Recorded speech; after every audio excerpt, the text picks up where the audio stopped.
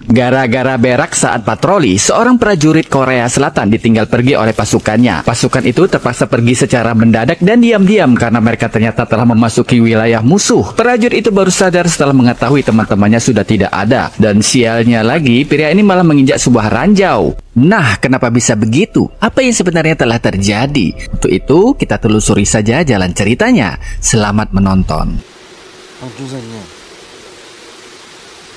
Ini adalah perbatasan antar negara yang paling panas dan berbahaya, yaitu antara Korea Selatan dengan Korea Utara. Tak ada satupun yang diperbolehkan melewati batas itu, bahkan bayangan mereka sekalipun. Jika sampai melewati batas, maka itu akan dijadikan alasan bagi kedua negara ini untuk memulai peperangan. Mereka pastinya akan saling menyerang, walaupun hanya menggunakan air ludah. Sudah pasti pihak lawan juga akan membalas, ya sama dengan menggunakan air ludah juga. Saat musim dingin tiba, kedua belah pihak semakin memanas. Mereka saling menodong senjata mereka, dan tak ada lagi yang mau mengalah. Sampai-sampai pihak Barat dan Soviet turun tangan. Karena jika tidak, bisa-bisa Perang Dunia Ketiga akan terjadi. Walaupun mereka sudah didamaikan, bahkan dunia juga mengetahui akan hal itu, namun tidak serta-merta mereka pulang ke rumah lalu menyimpan senjata mereka. Pada kenyataannya, mereka masih saja melakukan kegiatan militer dengan alasan bela negara. Ternyata, perang yang dulu pernah terjadi masih menyimpan dendam di antara mereka. Meskipun gencatan senjata telah disepakati, patroli perbatasan tetap dilakukan. Seperti pada hari ini, sekelompok pasukan Korea Selatan sedang melakukan patroli di perbatasan. Ini adalah misi yang mendadak dangdut. Tak ada pemberitahuan sebelumnya. Hingga malam pun tiba, mereka akhirnya tersesat. Ternyata mereka malah masuk ke wilayah musuh. Wah, cilaka dan kita masuk wilayah musuh. Kalau sampai pihak utara tahu, bisa-bisa perang ini kembali terjadi. Untuk itu mereka pun bergegas pergi dari situ sebelum pihak musuh menemui mereka. Namun sayangnya, mereka tidak sadar kalau masih ada satu prajurit mereka yang tertinggal karena dia sedang asik berak. Setelah cebok, barulah dia sadar kalau baru saja ditinggal sama teman-temannya. Dan sialnya lagi, orang ini malah menginjak sesuatu yang menyerupai lempengan. Dan saat disenter, barulah dia sadar kalau dia baru saja menginjak sebuah ranjau. Dan jenis yang satu ini sangatlah berbahaya. Sekali pemicunya lepas, sudah pasti dia akan pindah alam. Dia mencoba menelpon temannya, tapi ternyata di utara ini sinyal HP sangat susah ditemukan. Ada sekitar 2 jaman dia di sana. Sampai pada akhirnya dia mendengar sesuatu. Suara jejak kaki yang mendekati dirinya. Pria ini sudah siap dengan senjata, tapi ternyata itu hanya seekor anjing. Dia sedikit bernapas lega, lalu menyimpan kembali senjatanya. Namun ternyata anjing itu ada yang punya. Seorang serdadu Korea Utara muncul dari semak-semak. Dia mencari anjingnya. Tanpa disadari, mereka pun saling berpandangan. Dan baru sadar kalau mereka sedang bermusuhan. Karena kalah cepat, orang utara ini akhirnya yang ditodong senjata. Pelan-pelan dia mengangkat tangannya. Namun pria ini tidak tahu kalau orang utara ini memiliki satu teman lagi yang sekarang berada di belakangnya. Dan sekali gerakan saja, senjata itu sudah berpindah tangan. Dia mengancam akan menghabisi pria itu malam ini. Tapi dia kalah gertak. Orang selatan berkata kalau ada ranjau di kakinya. Mengetahui lokasi itu adalah ladang ranjau, mereka pun bergegas pergi dari situ. Tapi orang selatan ini berteriak. Dia memohon agar mereka menolong dirinya. Mana mungkin bisa, kita kan bermusuhan. Tapi orang selatan ini pintar. Lalu dia pun mengeluarkan jurus terakhirnya, yaitu menangis. Yah, tentara kok nangis sih, kata mereka. Dan akhirnya karena alasan kemanusiaan, mereka pun membantu pria tersebut. Karena yang memasang ranjau itu adalah pihak utara, maka sambil bersiul, orang utara ini mencabut pemicu ranjau tersebut dengan santainya dan memberikannya ke orang utara ini sebagai kenang-kenangan. Malam itu adalah malam yang tak pernah mereka lupakan, khususon pria dari selatan ini. Dia benar-benar berhutang nyawa dengan mereka. Dan sepertinya ini adalah awal persahabatan dua musuh bebuyutan ini. Di saat mereka bertemu saat gencatan senjata, mereka selalu tersenyum jika mengingat kejadian malam itu kembali. Dan pria ini hanya bisa tersenyum malu. Usut punya usut, ternyata mereka adalah prajurit penjaga perbatasan. Yang utara ini bernama Sersan King Pyo, sedangkan yang selatan ini bernama Sersan Soyu. Walaupun mereka pernah bertemu pada malam itu, namun kalau siang begini, mereka tetap serius menjalankan tugas mereka. Just for your information, semenjak pecahnya perang Korea beberapa puluh tahun yang lalu, Korea terbagi menjadi dua bagian, yaitu Korea Selatan dan Korea Utara. Perbatasan kedua negara ini dijaga dengan sangat ketat. Jangankan orangnya, bayangan mereka saja jika melewati batas negara, auto kena bentak. Daerah penjagaan ini dinamakan daerah keamanan bersama atau disebut joint security, yang merupakan zona demilitarisasi kedua negara. Dan susunan batu bata yang berbentuk garis panjang inilah merupakan batas antar dua negara tersebut. Kalau siang hari, baik King Pyo maupun Soyu akan berjaga di garis tersebut. Namun kalau malam hari, mereka kembali ke pos mereka masing-masing yang berada di ujung jembatan perbatasan. Dalam bertugas, Soyu Soyuk ditemani oleh Suci sebagai partner bertugas, sedangkan King Pyo ditemani oleh Woo Jin. Dan dengan teropong ini, Soyuk selalu mengawasi King Pyo dari kejauhan. Begitu juga sebaliknya. Sejak kejadian malam tersebut membuat Soyuk dan King Pyo menjadi akrab. Mereka diam-diam menjalin persahabatan. Setiap malam saat Suci sedang tertidur, Soyuk selalu keluar dari posnya. Dan di sana dia selalu melemparkan surat ke pos King Pyo, hanya sekedar menanyakan kabar. Bahkan malam-malam berikutnya, Soyuk juga suka melempar makanan ataupun sebungkus rokok.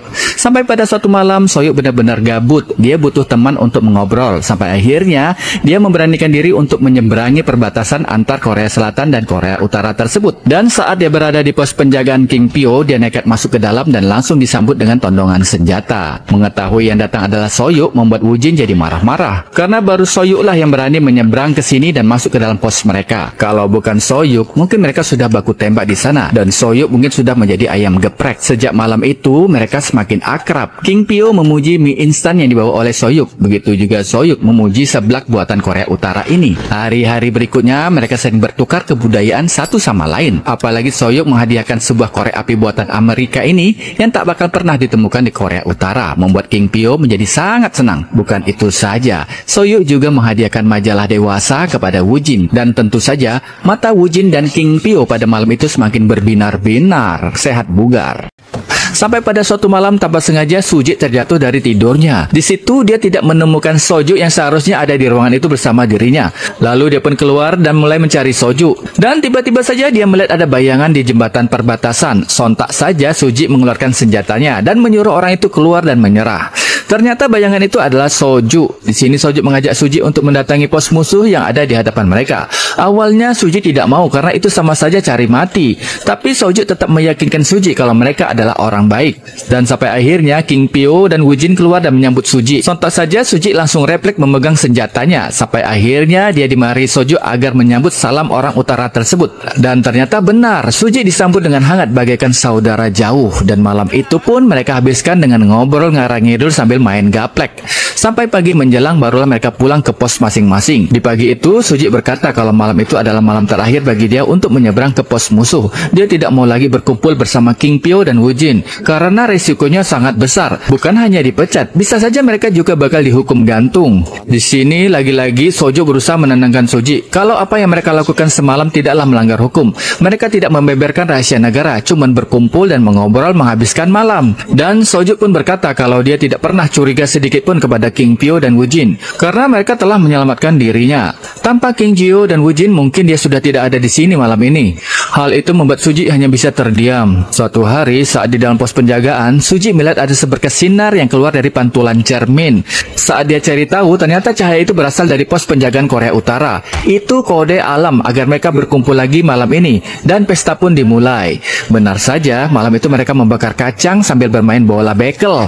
Kalau urusan bermain bola bekel, Suji jagonya. Karena dulu sewaktu masih muda, kerjaannya yang selalu menjaga keponakannya yang masih bocil. Wajar saja Suji menjadi pemenangnya. Setelah puas bermain, mereka pun lanjut saling pamerin foto keluarga atau kekasih. Woo Jin bangga kalau dia adalah tulang punggung keluarga karena ayahnya sudah lama meninggal. Sedangkan Soju bangga dengan foto mantannya yang selalu dinanti-nantikannya untuk balik lagi dengan dirinya yang ngarep. Dan saat mereka menanyakan foto di dompet Suji, betapa terkejutnya mereka saat melihat foto pacar Suji yang cantiknya bagaikan artis Korea. Membuat Soju pun mulai getar-getir mendekati dirinya untuk menanyakan pelet apa yang kau pakai Suji. Besok malamnya kembali mereka berkumpul dan bergadang. Kebenaran malam ini Soju membawa kue pai coklat kesenangan King Pyo. Tentu saja air liur King Pyo menetes saat melihat makanan kesukaannya ada di hadapannya. Entah main-main atau serius, tiba-tiba Soju berkata kalau King Pyo mau makan kue pai sepuasnya, kenapa tidak pindah keluarga negaraan aja dari utara ke selatan? Mendengar itu, King Pyo mendadak berhenti mengunyah makanan tersebut.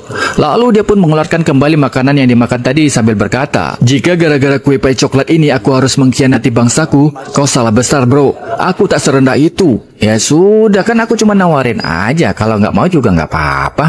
BTW pai coklatnya enak juga ya. Sayang kalau dibuang.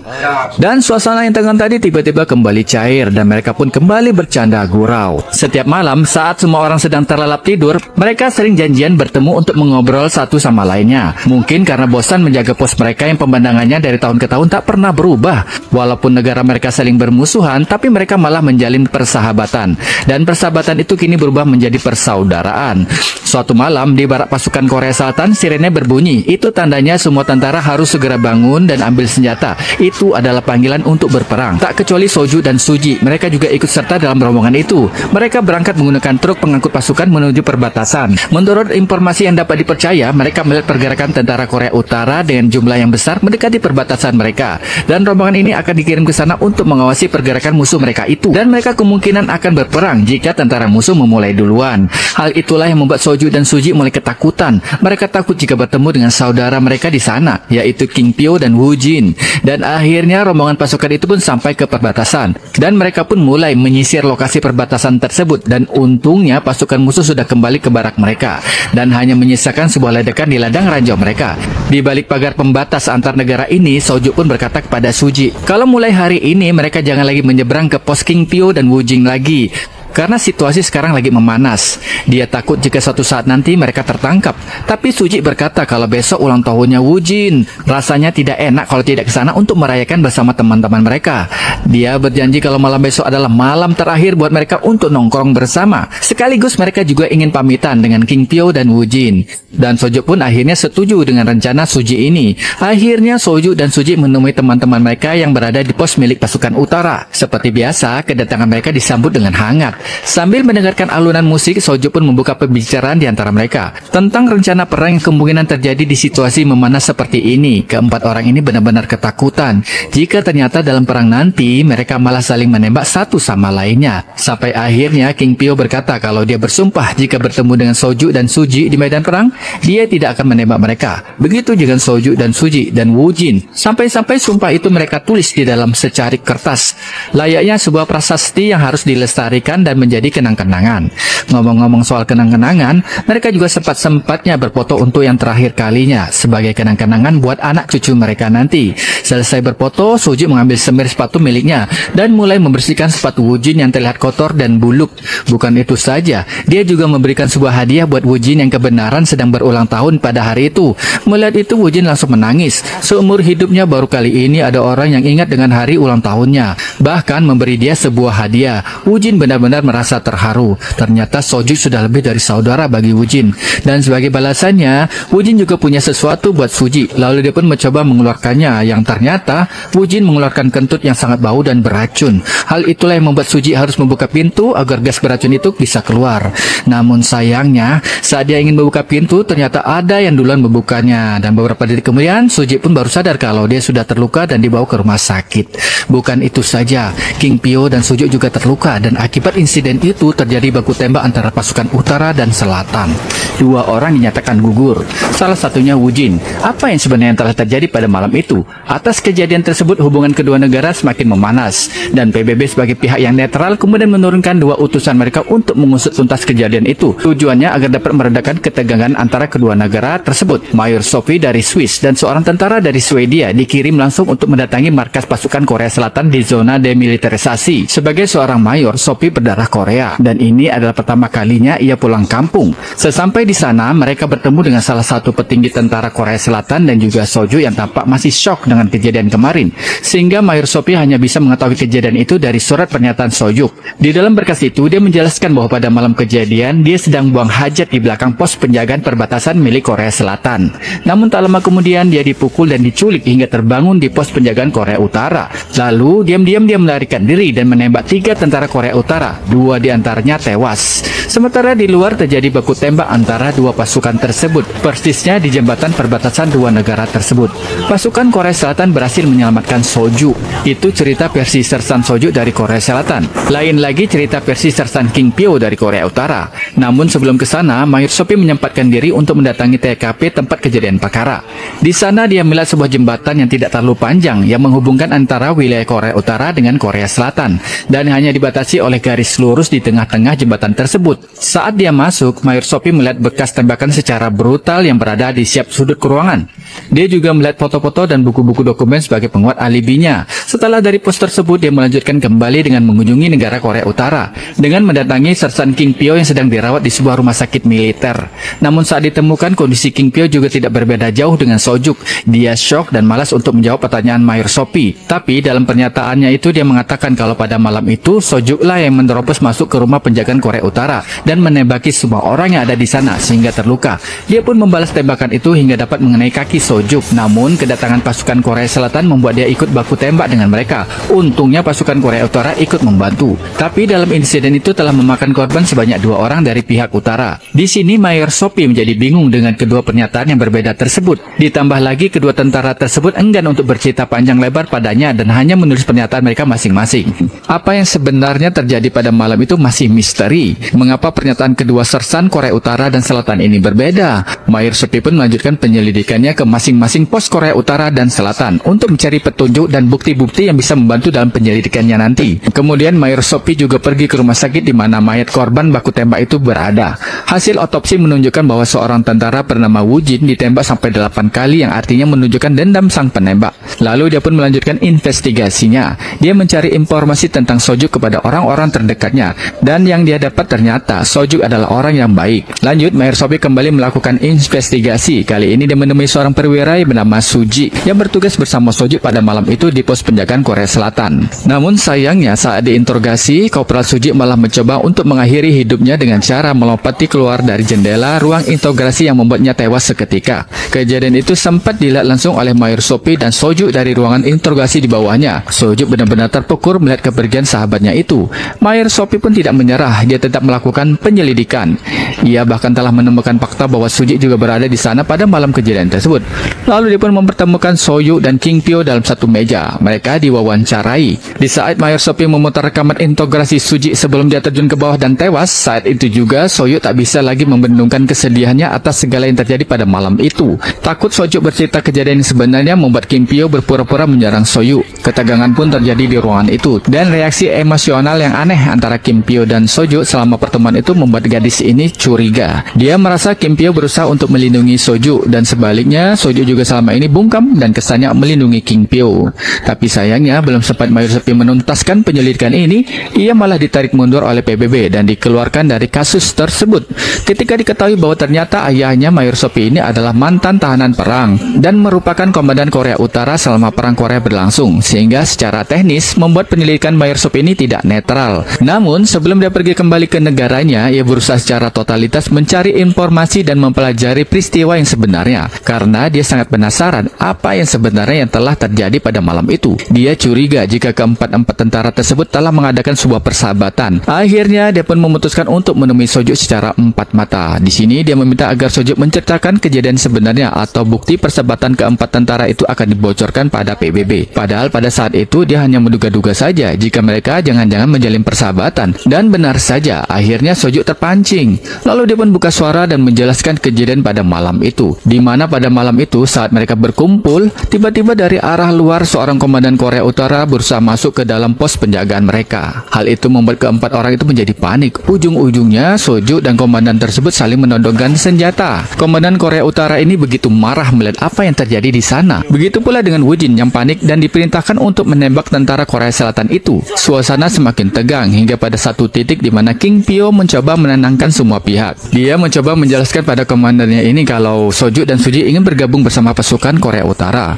Mendengar itu, komandan ini mulai bisa mengendalikan dirinya. Dia kembali tenang dan begitu juga Sojuk. Namun ketika situasi sedikit kondusif, komandan tersebut mencoba mengambil radio komunikasi yang ada di pinggangnya. Melihat itu, Soji mengira komandan itu sedang mengambil senjatanya, sehingga secara refleks dia langsung menembaki komandan tersebut. Melihat itu, Wu Jin langsung menarik pistol dan ingin menembak Sojuk, tapi Suji duluan menembaki Wu Jin. Namun pada saat mereka ingin menembak King Pyo, pelurunya habis. Di ambang kematian, Wu Jin sempat-sempatnya menembaki kaki Sojuk. Hingga dengan spontan Suji kembali menembaki Wu Jin beberapa kali hingga dia tewas. Di sini King Pyo mencoba menyadarkan Suji dari kebingungannya. Dia mengambil pistolnya dan menghabisi komandan yang masih sekarat. Kemudian dia memerintahkan Sojuk dan Suji untuk melarikan diri dan membuat pengakuan bahwa kalau mereka habis diculik. Tak lupa dia meminta Sojuk untuk menembaki bahu kanannya demi menyempurnakan alibi palsu yang akan mereka karang nanti. Sojuk pun melakukannya sambil menangis. Bunyi tembakan di pos itu membuat pasukan Korea Utara dan Selatan mendatangi tempat itu, dan di sini terjadilah baku tembak di antara dua kubu tersebut. Sojuk dan Suji pun melarikan diri melintasi perbatasan. Suji sangat ketakutan mendengar sirine tanda bahaya berbunyi. Ia pun berlari meninggalkan Sojuk yang kakinya terluka. Hal itulah yang kemudian membuat Sojuk adalah satu-satunya prajurit yang terlihat dan diyakini diculik oleh tentara Korea Utara. King Pyo membuang semua bukti persahabatan mereka, termasuk hadiah-hadiah yang mereka miliki. Hingga malam mencekam itu berakhir dengan terjadinya saling serang antara Korea Selatan Selatan dan Korea Utara di zona demilitarisasi tersebut. Sebelum pulang, Mayor Sopi lalu menjumpai King Pyo dan menjelaskan kalau ia telah tahu segalanya. Akhirnya King Pyo menjelaskan bahwa jika semua terjadi di pos penjagaan Korea Selatan, ia mungkin akan melakukan hal yang sama seperti apa yang dilakukan Soju. Lalu Mayor Sopi bertanya, apakah Kim Pyo memiliki pesan untuk Soju? Akhirnya scene berpindah di mana Mayor Sopi kemudian memberikan Soju sebuah korek api yang pernah dia berikan untuk King Pyo sebagai hadiah. Sebelum mengucapkan selamat tinggal, Mayor Sopi berharap semua keadaan akan baik-baik saja. Lalu Mayor Sopi mengungkapkan bahwa Kim Pyo sempat memberitahukannya bahwa yang menembak Woo-jin terlebih dahulu adalah Soju sebelum Suji yang menembaknya. Tak berapa lama kemudian polisi militer datang untuk membawa Soju kembali ke markas. Saat di dalam mobil, tiba-tiba Soju berhasil merampas pistol salah satu polisi militer itu, dan atas rasa bersalahnya ia pun mengakhiri hidupnya tepat di atas lokasi jatuhnya Suji sambil mengenang bahwa memang benar dialah yang dulu menembak Woo-jin pada malam itu. Dan dengan begitu cerita ini pun berakhir.